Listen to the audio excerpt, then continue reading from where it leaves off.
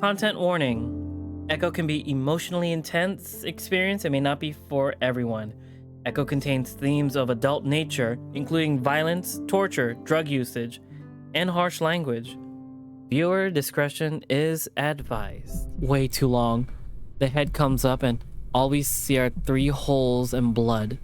TJ screams next to me and Leo shouts something before stepping on the gas, slamming me back into my seat. I try to look back, but whatever it was, it's gone. At least it's gone from where it was, because I see something move next to my window and I turn to face it.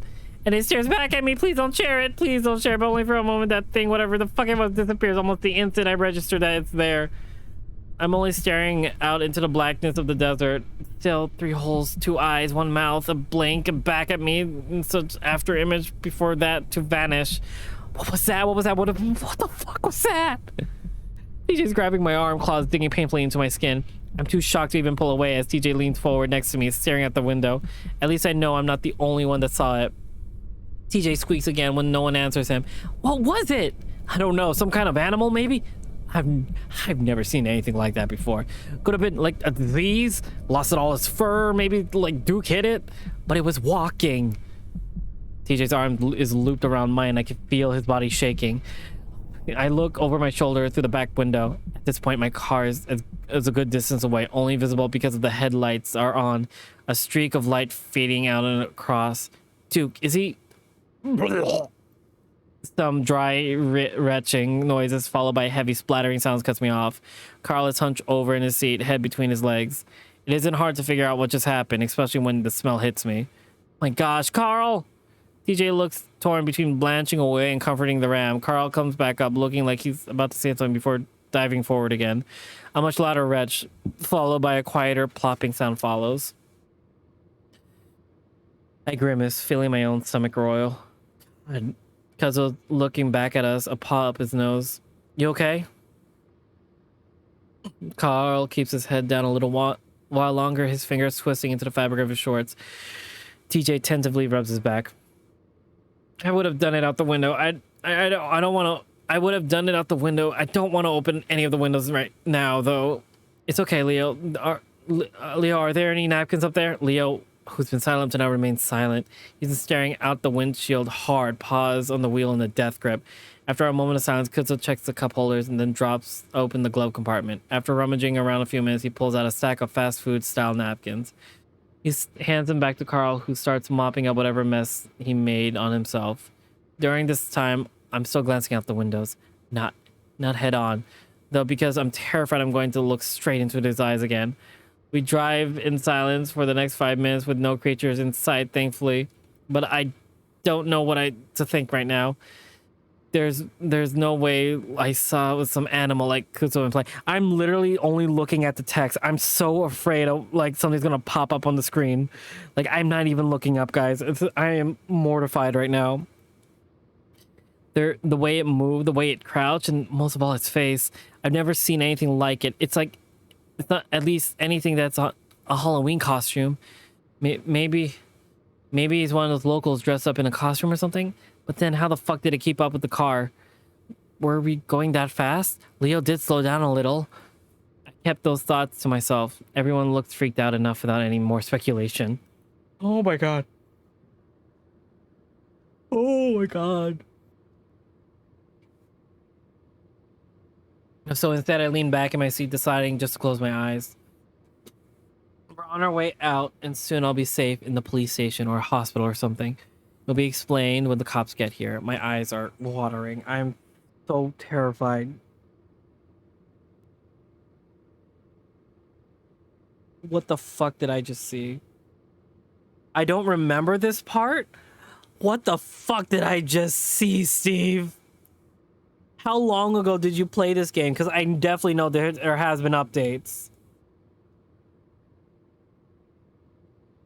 With that thing, I shake my head, eyes still closed. Oh my god. Oh my god. Are you okay, Chase? TJ's arm is still around me. The place where our fur pressed together is getting hot and sweaty. I don't mind it though, as long as it brings him some comfort. I don't like the fact that there's no music right now. Yeah, I'm just tired. Actually, now that I mention it, I'm pretty tired. I didn't exactly. I read it 2 years ago. It updated. I heard a squelching sound. I don't like that. I don't like that. I really don't like that. What the fuck? The car lurches as Leo slows us down again. Reluctantly, I open my eyes, half expecting to see some other kind of nightmarish ghoul out the window, but I don't see anything, just the road stretching ahead of us? What's wrong? Leo's quiet for a moment. I can't see in his face since I'm right behind him, but I can see the outline of his twitching ears. Leo turns in his seat, looking at the passenger window, then his own. I'm heading the right way, right? I look out the window as well, not seeing anything except sagebush and cacti, but then I do notice something. The mountains, which has been on the right, are now on my left, rising up ominously in the distance. Had we turned around somehow? Unless we're on the highway, which is we definitely aren't. This road merges right into the highway. There's no way we could have missed it. I hear TJ gas softly next to me. I look over at him, but he's looking straight ahead, out on the windshield. I do the same, and in this I can see headlights off to the side of the road. No way. What is it? Leo brings the car to a hard stop, throwing me forward into his seatbelt. Then he does a quick 3-point turn, shoving me right back into the left and smack and accelerates. Whoa, careful! My parents will kill me if you fuck up the ride. Carl laughs nervously, but no one pays attention to him. There's no fucking way. I was going straight. There's that side road that takes you to some of the trails. Maybe we sort of went off on... Leo snaps the link suddenly. There is no way, TJ. That road is fucking gravel. I would have noticed. Leo hunched over in his seat like an angry dad, staring out of the windshield, his ears practically dancing on his head. I can feel TJ trembling, so I lean into him a bit, letting him know that I'm here. It's clear that Leo doesn't want any talking, so we're all quiet. This time I keep my eyes open, staring out the window in case Leo did get sidetracked somehow. I focus on the mountains, making sure that they don't disappear. They slope up and down gently under the moonlight, speckled with dark spots of rock and vegetation. Vaguely, I remember back when I'd been obsessed with skateboarding and had always imagined myself skating those slopes on car trips in Peyton. Up and down, up and down. If only Echo had anything like that. The only slope we had was the one down from Carl's mansion, and it was way too big. I tried to skateboard down it once, but the road ended in a disaster when I blinked, staring up the window as the mountains just disappear, sloped down into nothing. I squint and I look at Carl's window. Sure enough, the mountains. Leo. I know. Leo speeds up instead of turning around through. This is fucking possible. What are you doing? TJ's claws come out against my skin again as it gets scared to look in his eyes. Leo mumbles something to himself. There's no way we're going back to Echo. Leo, slow down a little. Leo lets out a small growl but relents, and TJ's grip on my arm loosens. I'm going to keep going until I see that car, because I sure as hell didn't turn around that time. The tone in Leo's voice keeps any of us from arguing, though I hate to admit it, something about this demeanor has me as scared as him, and I am whatever is out there. Another minute of driving, more awkward silence, then Leo hisses through his teeth. Straight ahead of us, the headlights appear. What? I must be dreaming. It's like we're stuck in some kind of loop. Leo slows down more and more until we come to a gentle stop. We sit there in silence, staring at my car about 100 yards in front of us. Leo starts muttering darkly to himself, looking out the windows, looking at the dashboard. I want to ask him if he's okay, but I know that the answer is... TJ makes a soft whimpering sound next to me, like he's trying to cry, and I finally put an arm around him. It's okay, it's just dark, and we're going off-road somehow. I whisper whatever comes to my mind in explanation what the fuck is happening. Carl has his head down and his paws completely quiet. He could be asleep for all I know. I think about suggesting that maybe we should just wait it out until morning in the car, but as a...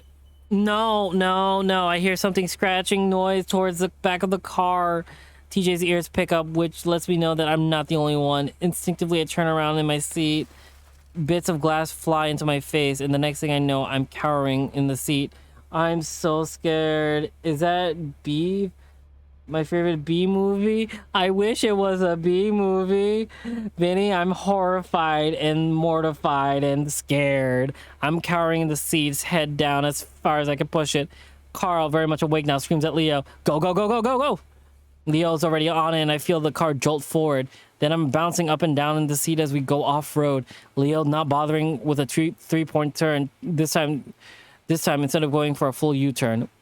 We're back at the asphalt and speeding down the road when I feel it's safe enough to raise my head back up and look out the back window. For a moment, I'm terrified that I'm going to find that thing crouched on the trunk staring at us. But instead, all I see is a giant hole through the back window. The remaining glass jagged. Are you guys okay? Leo looks back and forth between us and the road ahead. I sit up fully. I think so.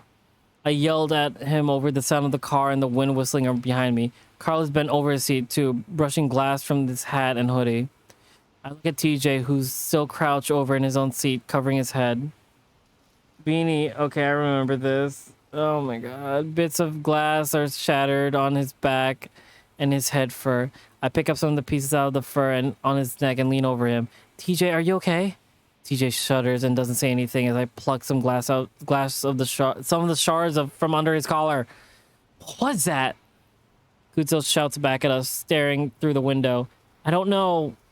I don't want to think about it. I don't want to think about what I actually think it was. Leo keeps on high speed, hitting some of the potholes hard enough that I'm worried we're going to get a flat. Then we'd be in some real trouble. We drive on for another 5 minutes in silence, and then the headlights of my car appear in front of us again. This time, no one says anything, and Leo doesn't bother turning around. I watch out my window as we fly past my old car. Duke is still there, on the ground, no movement from where he was the last time we saw him.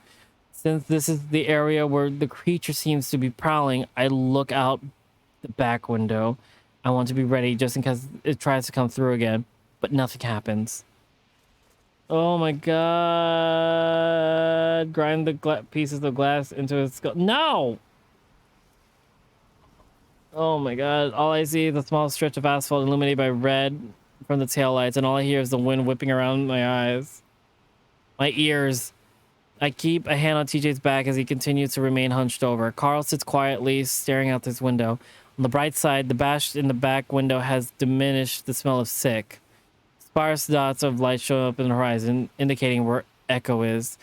That's when Leo speaks up. All right, what we're gonna do is head back to my house. You guys can get some sleep while I figure out what to do next. Leo pauses, but no one says anything. Sound good? Yeah, not much left to do. Leo grunts and hunches forward in his seat again.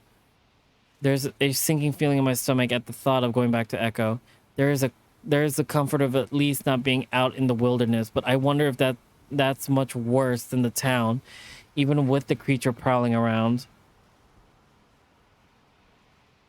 I stare at my window, watching the mountains move slowly by under the moonlight as we turn onto Lake Emma Road. I'm wondering if I'm taking one of the mountain roads out of town would be worth it, whether we'd have enough gas when it happens. A crouched figure sits at the peak of the hill just about 50 feet where we are. I squint, just barely able to make it without what looks like shoulders and a head hunched up under the light of the moon. I'm directly across from that thing when I open my mouth, but I'm barely able to make a sound when it moves. Was there actually something over here? Was there actually something on the screen? It dashes down the hill in the blink of an eye, covering the distance between it and our car in a matter of 2 seconds. One moment I'm staring at a tiny black figure, the next it's right up against the car, smashing into the side between Leo's door and mine. My head smacks into the glass and I see a flash of white. At the same time, I hear Kutsu shout at us to hold on. TJ screams, Carl yells. My feet are fucking freezing. I open my eyes and stare down at them. It's almost too dark to see, but I can hear sounds of sloshing water and screaming. Chase! Chase! What? My head aches, and there's something in my eye that stings. Everything is blurry. Chase, are you okay? A big paw prods at my chest, and I look up. I can barely make out the outline of ears. Leo? Wait. And it hits me like the car crash we were just in. That thing. I look out my window again, but it's all shattered and spiderwebbed, but I could see what looks like water pouring through it. At the same time, I feel the icy cold sensation running down my back as water comes through the broken back window like a waterfall. We crashed into the fucking lake. Chase! I'm awake. I'm good. I grab at my seatbelt, taking way longer than it should to get undone. All in the while, there's a bizarre feral yowling sound next to me. I didn't realize it until TJ's claws are in my chest and arms digging in. Ow, TJ, stop, calm down. But he doesn't respond, continuing on with the god-awful sound. Through the window. Carl's already up at the rear deck trying to push through the water coming in. Come on! Carl's screaming, panicked voice disappears suddenly, and I can only hope that it's because he got out. Chase, come on, we need to get out and get you out. I feel Leo's big paws grabbing at me, but I turn and push them away. I'm fine, let me help TJ. Chase! Leo, I'm a fucking otter! The water at this point is up to my chest. The car's front end is tipped down in the water, and with the sparse moonlight coming through the back, I can see it's up to Leo's neck. Kuto is somehow in the back with me, and TJ was where Carl was. He's staring at me, eyes wide, looking torn between escaping and helping me. Go, Kuto, through the window. Leo, go out through your door. Chase, go! I scream at basically everyone, and I can only hope that they do as I say as I duck down. The water goes over my head. The quiet peace of the underwater is still a sharp contrast to the fucking chaos in my brain right now. Somehow in the wreck, the back seat crunched forward and TJ's seatbelt buckle button is lost somewhere in the crease. I grit my teeth. I can hold my breath for almost 10 minutes, but I know for most other species, it's less than 2. Far less if you're panicking out of your mind like TJ is. I grit my teeth as I calmly reach between the folds of the seat and the back, despite the desperate clawing the lynx is giving me. Again, though, it's far too wedged in to get a hold on. Soon, my calm demeanor melts away as I fumble uselessly with the seatbelt, and time stubbornly marches on. I feel myself start to panic as I just grab TJ around the body and yank as hard as I can, but it's no use at all. And when I pull on the chest strap, it's jammed and I can't get any slack. TJ's grasping and clawing starts to become weaker. I try to think of something to cut the sharp, but there's nothing. Maybe a shard of glass? I move up away from TJ toward the back window, ignoring how he weakly tries to clutch at me. As I reach up to the seat, though, my hand slips between the headrest and the rear deck. I reach in further and realize it was the trunk of the car. With a lunge, I reach through along the bottom of the seat back. My paw reached up against something hard and metal, and I know what I found and what I'm looking for. I grab up the buckle and unlatch it. Swimming around quickly as I can, I grab the strap across TJ's chest and set my feet against the seat. I pull back as hard as I can, and just like that, it comes undone. I scoop TJ up, his limp body giving me an extra burst of adrenaline as I set my feet against the back of the driver's seat and push out. My aim is a little off as my head hits the ceiling instead, but I'm able to find the hole pretty quickly and kick through it. All right, I'm gonna call it a night. All right, thanks, Steve. But I managed well enough to break the surface. I breathe out into the air while TJ coughs and sputters. His arms wrap around my neck tightly, and I have to put a paw under his arm to keep him from strangling me. Leave. TJ, we're good, calm down. I look around and I'm amazed to see how far we are from the shore. It's a good 100 yards away. I can already see Kutso standing there and Leo in the shallows shouting to Carl, who's a few feet further in, splashing around. I kick off in that direction as Teach continues to hyperventilate in my ear. Teach, it's okay. Remember when you used to ride on my back in the lake? It's like that, like old times. I try to adopt a soothing tone between my ragged gasps for air. TJ does finally settle on my back, though his arms are still around my neck. Still a lot better than him dragging me down with him. His gasps calm down as we get closer to shore, tapering off into a weird sort of mumbling sound. I can make out a few words, though, and one of them is a name.